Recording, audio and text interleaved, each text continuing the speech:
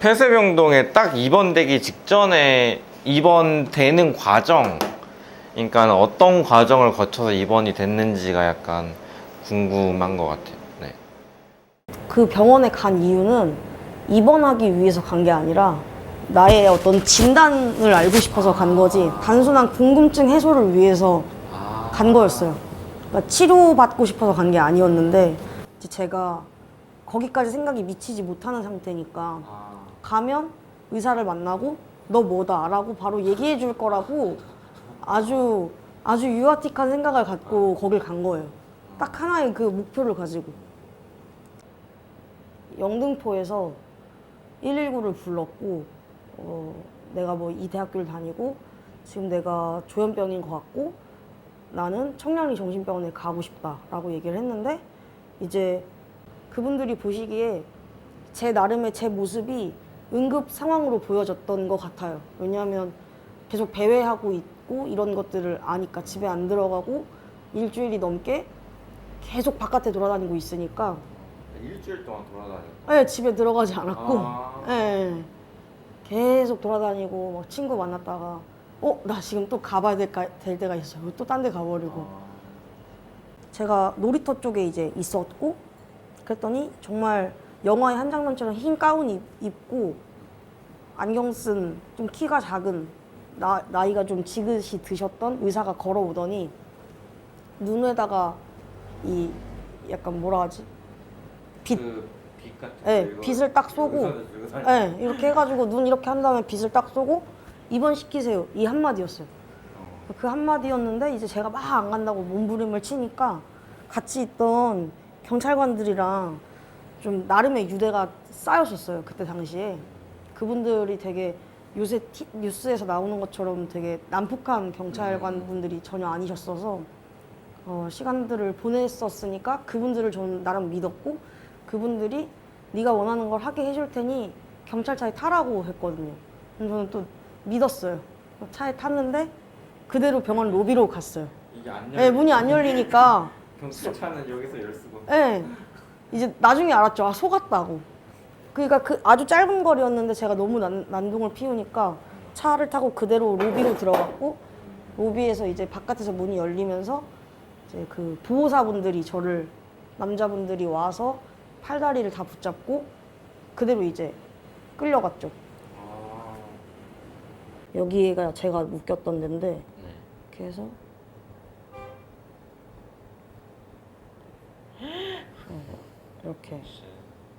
이렇게 제가 묶여 있고 여기에 침대가 하나 또 있고 여기에 이제 이런 식으로 침대가 또 있고. 그러면 다른 사람이 들어와서 또 묶을 수도 있다는 거예요? 다른 이분들은 제가 이때 정말 생생한 기억이 이렇게 묶이고 이 정도인가? 여기에 계신 한 분이 사람이 있어요? 네, 여기 입원돼 있는 분들이 다 계셨어요. 근데 제가 막 살려달라 그랬어요. 저 좀 도와달라고. 근데 혼나서 못 도와준다 그랬어요. 여기 계셨던 분은 우호적이었는데 네. 우호적이었지만 혼날까봐 못 도와줌. 와, 이 병원 되게 무섭다. 이렇게 했고 이분은 이 공중전화를 너무 명확하게 기억하는 게 이거 뭐야? 네, 이분이 여기를 이 공중전화는 안 되는 건데 이분이 계속 왔다 갔다 하면서 전화를 해요. 근데 약간 이러는 거예요. 성현아 나 여기 병원인데 너무 무서워. 나 언제 나갈 수 있어? 알았어 끊어. 다시 끊어요. 다시 또 가. 한 5분 지나면 또 가요.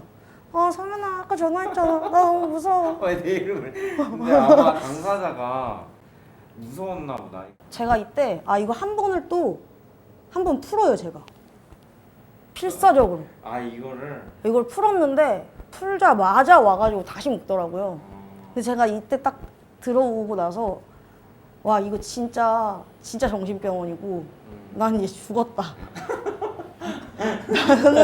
나는 이제 이거는 진짜 말도 안 된다. 근데 이거 너무 공포스러웠어. 진짜 너무 무섭고 왜냐면 지금 생각하면 그때 저를 대했던 간호사가 굉장히 프로페셔널하다고 생각하는데 그 프로페셔널하지만 굉장히 비인권적이었던 건 여자 간호사가 왔다 갔다 하면서 저에 대해서 막 물어봐요. 너 이름이 뭐냐? 지금 계절이 뭐냐?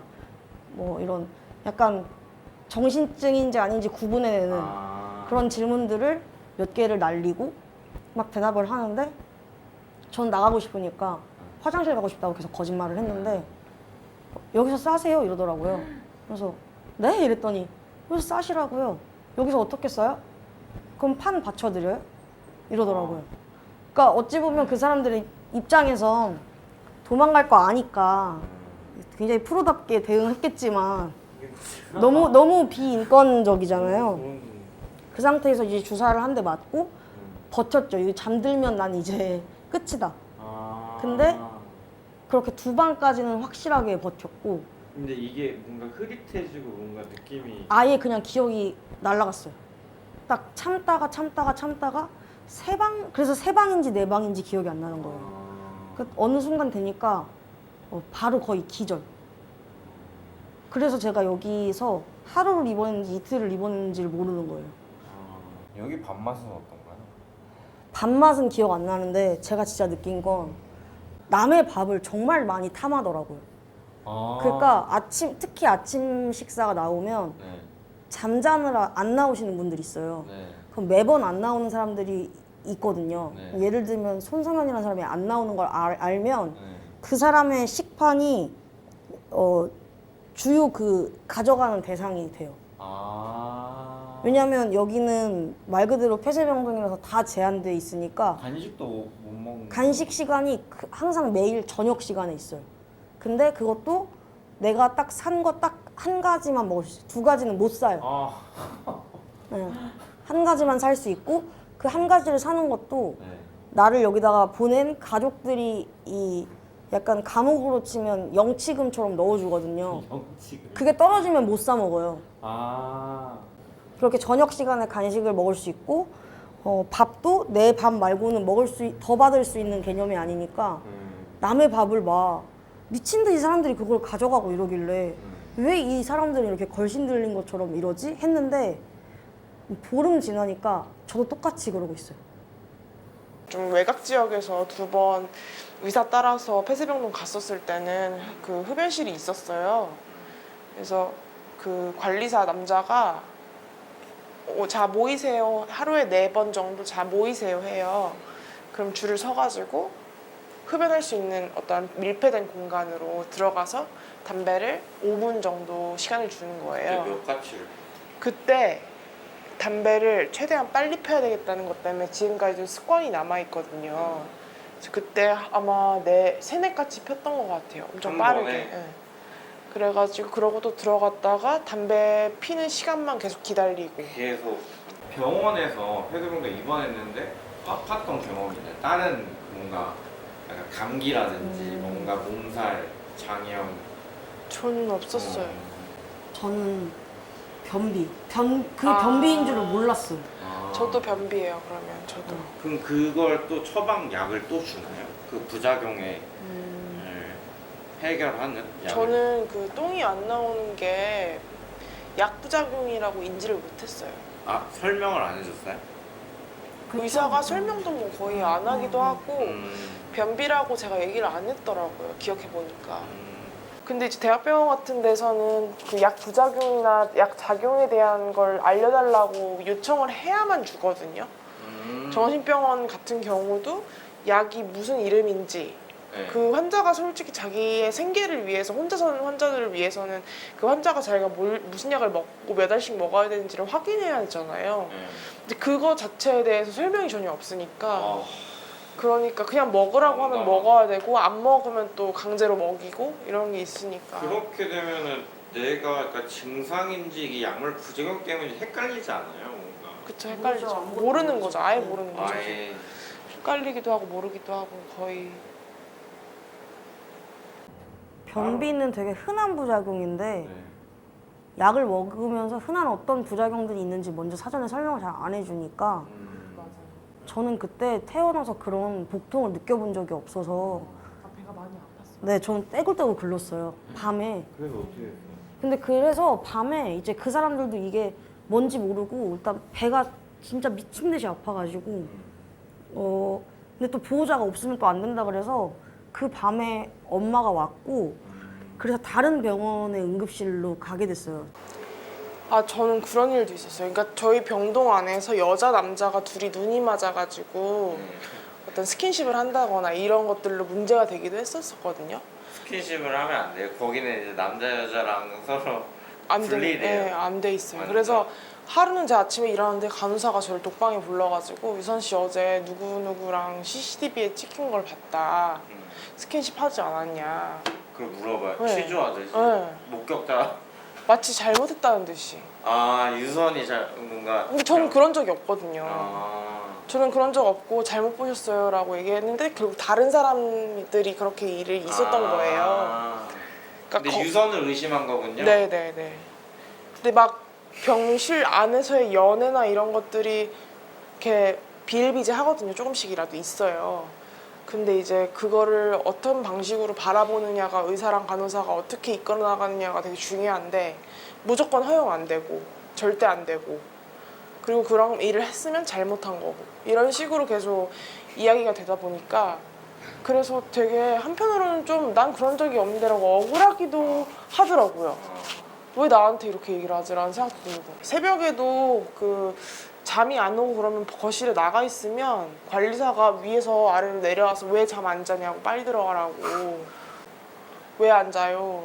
근데 오히려 좀 나은 간호사들은 혹시 잠이 안 오면 잠자는 약 좀 줄까요? 이런 식으로 물어본다거나 제가 사실 그 폐쇄병동에서 버틸 수 있었던 이유는 그 각자의 아픔을 가진 사람들끼리 모여서 친해졌기 때문에 같이 밥을 먹고 떠들고 뭔가 대화를 하면서 조금 해소가 되는 부분들이 많이 있었거든요. 오히려 당사자끼리 얘기하는 게 치료였던 훨씬, 거죠. 네네네. 그러니까 그게 회복이었다. 네네. 오히려 그런 부분이 오히려. 있었었고 오히려 관리하는 남자분들이나 간호사들은 형식적인 대화로만 이루어져 있고 네. 약을 주고 약을 처방하는 그 관계로만 이루어진 것 같아가지고 그게 너무 답답하긴 했어요. 왜 그들은 우리한테 장애를 가진 사람이라고 인식하고 그렇게 대해야만 하는 걸까? 우린 같은 사람인데 우린 친구가 될 수 없는 건가? 친구로 남을 수도 있는 건데 근데 그들은 그냥 일거리가 자기들이 해야 하는 일이 뭔가 보호하고 관찰하는 일이라는 그 어떻게 보면 그들의 사명감 때문에 그거에 대해서 우리를 대할 때 하나의 사람으로서 대해주지 못했다는 부분에서 조금 답답했던 것 같아요. 저는 되게 당황스럽게 퇴원을 했어요. 그렇게 퇴원을 시켜달라고 할 때는 안 시켜주더니 네. 정말 갑작스럽게 퇴원하라 그래서 퇴원을 했어요. 갑자기 네. 당일이 뭐 전날? 거의 뭐 전날? 이런 느낌으로 갑자기 퇴원하라고 해서 네. 그래서 제가 확인을 이제 여러 사람들한테 내가 왜 갑자기 퇴원을 하느냐. 왜냐면 퇴원하는 건 좋은데 저는 늘 병원에 있는 동안 계속 이제 저희가 계속 얘기하면서도 나누었던 그런 이야기들에 대해서 계속 의구심을 갖고 있었기 때문에 이 사람들이 나한테 뭘 하는 걸까? 무슨 치료를 하는 걸까? 무슨 기준으로 나는 퇴원을 할 것인가? 근데 이제 갑자기 퇴원을 하라고 하니까 이제 들어보니 1인실도 2군데밖에 없고 2실밖에 없고 이 모든 건 다 TO에 의한 결정들인 거예요. 내가 나가야 누군가가 들어올 수 있고 그리고 나는 급성기가 지나갔으니까. 그러면은 나올 때는 나갈 때 느낌 어때요? 폐쇄병 나갈 때 느낌. 너무 해방감이 들었죠. 해방감. 나 이제 자유로워질 수 있겠다. 저는 어떤 기분은 기억이 나지 않는 게 이미 이제 퇴원할 때쯤에는 거의 제 몸이 아니었고 일단 기억이 거의 다 안 나고 정말 약에 쩔어가지고 지냈으니까 저희 엄마 표현으로 6살짜리 애기 된 것 같았다고 그랬거든요. 약 먹고 잠자고 일어나서 밥 먹고 또 약 먹고 잠자고 그러니까 어떤 사회적 동물로서의 기능을 아무것도 할 수 없는 퇴원 직후에 한 반년에서 1년 정도의 기억이 전혀 없는 거예요. 반년에서 1년. 어떻게 지냈는지가 기억이 나지 않고 내가 뭘 어떻게 지냈지? 근데 이제 그냥 계속 엄마한테 듣는 거예요. 아니면 그때 만났던 사람들한테 내가 그때 어떤 모습이었는지를 계속 찾고 왜냐면 하루에 뭐 열 몇 알씩 약을 먹었으니까. 그러니까 이제 어떤 부작용인지 체감할 수 없고 내가 이렇게 정신이 깨어있는 상태가 아니니까 계속 음식을 막 먹고 살은 막 이만큼 찌고 제가 입원했을 때랑 퇴원했을 때 그렇게 제한된 음식만 먹을 수 있었음에도 불구하고 15kg 이상 쪄가지고 퇴원을 했어요. 오, 기간이 44일. 44일 동안에 네. 그렇게 해서 퇴원을 했고 기억이 진짜 그래서 너무 나는 게 없고 뭐 제가 어디를 갑자기 나가거나 이런 행동을 안 할 거를 알지만 어찌됐건 이 아이처럼 변해버린 저를 혼자 집에 두기가 부모님 입장에서는 불안하니까 엄마가 뭐 예를 들면 시골에 좀 잠깐 내려갔다 올 일이 생기면 저를 데리고 다녔어요. 근데 그런 것도 정말 아주 뜨문뜨문 얘기를 들으면 아 맞아 나 그때 시골을 갔었네 약간 이렇게 되짚을 수 있는 이제 거기 가서도 또 자고 밥 먹고 자고 밥 먹고 어디 가자 이러면 네 이러고 차에 타고 엄청 온순해진 거네 어떻게 보면. 그쵸 그게 사회가 바라는 모습이죠. 퇴원해서도 결국엔 계속 폐쇄되어 있는 거죠. 계속 폐쇄되어 있고 그리고 양성 증상들을 다 못하게 약으로 다 눌러놨지만 그 모습도 온전한 인간으로 보여질 수는 전혀 없는 모습인 거죠. 말도 어눌하게 하고 실제로 약 오랫동안 드신 분들 보면 당사자분들 진짜 말씀 어눌하게 하시는 분들 되게 많으시잖아요. 발음이 뭉개지. 네. 그리고 제가 뵙는 분들도 다들 그 얘기 하세요. 내가 계속 멍청해지고 있다고. 네, 그 말 엄청 많이 들어요. 내가 계속 멍청해지고. 왜냐면 멍청해지게 하는 약을 계속 주거든요. 내가 하는 생각들은 다 병적인 생각들로 취급돼 왔으니까. 그러니까 지금 우리 사회에서 강제로 뭔가 할 수 있는 구조는 감옥 아니면 폐쇄병동. 이런 상태인데 이 환자라는 사람을 그렇게 억압된 곳으로 두는 것이 과연 맞을까? 그런 곳에 폐쇄병동을 어느 누가 가고 싶겠냐? 이런 맥락이라서 입원이 반드시 불가피하다면, 그러니까 이 사람이 입원을 해서 퇴원을 해서 결국엔 사회로 돌아가야 되는데, 근데 지금 병원 구조 안에서 완벽하게 가둬놔서 핸드폰도 이제 조금씩 폐쇄병동이라도 조금씩 쓸 수 있게 하는 곳이 늘어난다고는 하지만 아직도 대부분의 곳이 휴대폰도 못 쓰게 하고 지금이 어느 시대인데 핸드폰도 못 쓰고 어떤 곳은 담배를 필 수 있는 곳도 있고 담배 소지 자체가 안 되는 곳이 있고 이거 자체가 너무나도 인권 유린적인 환경이라는 생각이 들어서 근데 어찌됐건 그러면 우리에게 선택지는 병원이냐 아니냐밖에 없잖아요. 네. 그러니까 병원 이외의 어떤 것들이 계속 마련이 돼야 내가 선택할 수 있는 것들이 생기는데 근데 왜냐면 이 지금까지 했던 얘기만 통틀어서 봤을 때는 그러면 와 입원 제도가 반드시 필요한 애로 보여지거든요. 입원 병상이 없어서 입원을 못한 애로 비춰지면 절대 안 되거든요. 이건 우리가 할 수 있는 게 입원밖에 없어서 하려고 하는 거니까. 네, 되게 중요한 내용이네요. 그 방법이 이번밖에는. 그쵸. 근데 미국 같은 경우에는 정확하게 다 일목요연하게 기억은 안 나는데, 그러니까 23시간만 그 사람을 보호하는 시스템이 있고, 거기서 조금 스크리닝해서 어디로 보내질지를 이렇게 하는 곳이 있고, 그러니까 다양하게. 그쵸.